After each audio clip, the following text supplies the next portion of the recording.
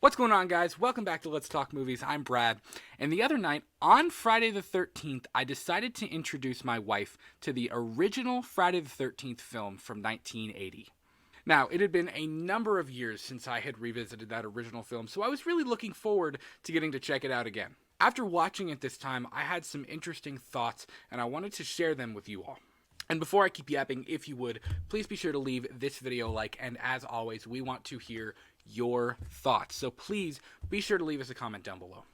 If you're a horror fan, you simply cannot deny the influence that Friday the 13th has had on the genre as a whole. Its obvious influences from Alfred Hitchcock's Psycho from 1960, from John Carpenter's Halloween in 1978 are present, but it's hailed as one of the most important events that kicked off the slasher craze in the 1980s. Horror quite literally wouldn't be the same without it. Now, I love this franchise just as much as anybody else, but when it comes to the original film, I had always kind of felt like it had little rewatchability. And you could say the same thing about most whodunit films. Once you've seen it, you've seen it. The twist has been played out. If you know what's coming, it can be kind of hard to feel quite as invested in the story because you know the end goal. You know where we're going. Now, specifically, I enjoyed this latest rewatch, but it was for a few different reasons.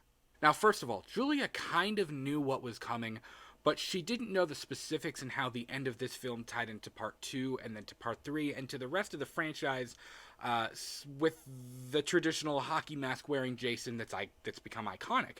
So it was pretty cool to watch the film with someone who got to experience that for the very first time. I think that Friday the 13th was very much a product of its time.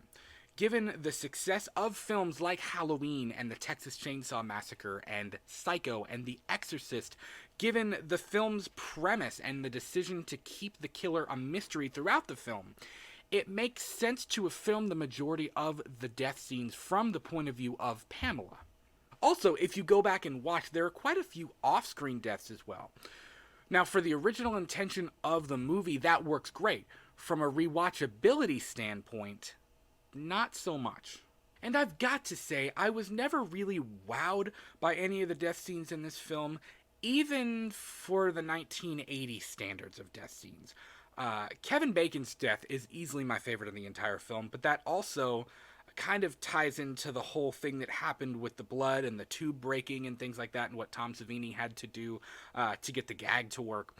Now, if I would have experienced all of this in 1980, seeing this for the first time, revealing Pamela, this old, sweet-looking woman, to be the killer, I think I would definitely feel different than I do now, and I think many people would feel different than they do now.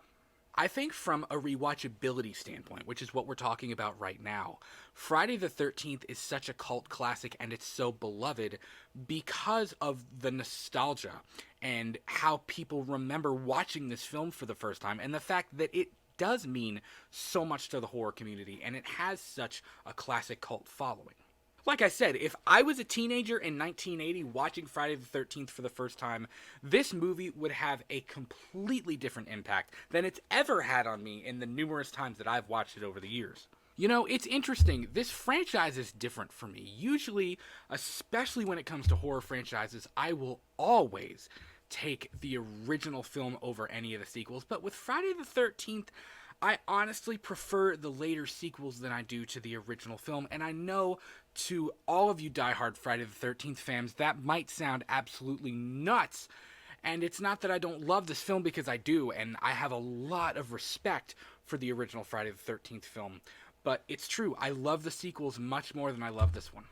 I mean, hell, as terrible of a movie as it is, I love Jason Takes Manhattan. I mean, that thing is pure, silly, fun, stupid 80s cheese, and I absolutely adore it for all of those reasons, which I know is all of the same reasons that so many people adore the original Friday the 13th. So I understand that it might even sound a little bit hypocritical for me to be talking about the original film in this way, but I'm just talking for me, from a rewatchability standpoint. For me, the original film is much less rewatchable than, say, Friday the 13th Part 2 on.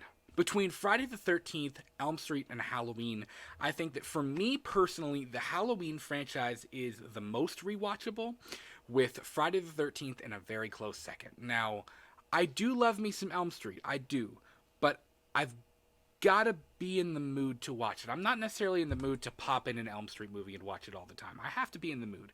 I can pop in Jason Lives or Friday the 13th Part 4, the final chapter, or a Halloween 5 or a Halloween 2 anytime and have a great time with it. So Elm Street, I've got to be in the mood. Listen, this video was not intended to smear the original Friday the 13th film through the mud, but to ask a genuine question. Is it a very rewatchable film? Does its original intention hold up, even by today's standards? And as much as I love the movie, I think that its execution makes it slightly difficult to say that it does. Even after we finished watching it the other night, Julia actually said she probably wouldn't care to ever watch it again. And keep in mind, this is coming from a casual horror fan, somebody who really appreciates the greats like The Shining and Psycho and Halloween. When you look at the elements of the original film, they sound great. The premise is awesome. The concept of the story is really neat. The characters are neat. The setting is cool. The score is awesome. But after your first viewing of the film, I think that its rewatchability greatly diminishes, and it mainly relies on nostalgia alone. Not necessarily that it's a really, really well executed horror film. Again, I love the movie. Just food for thought.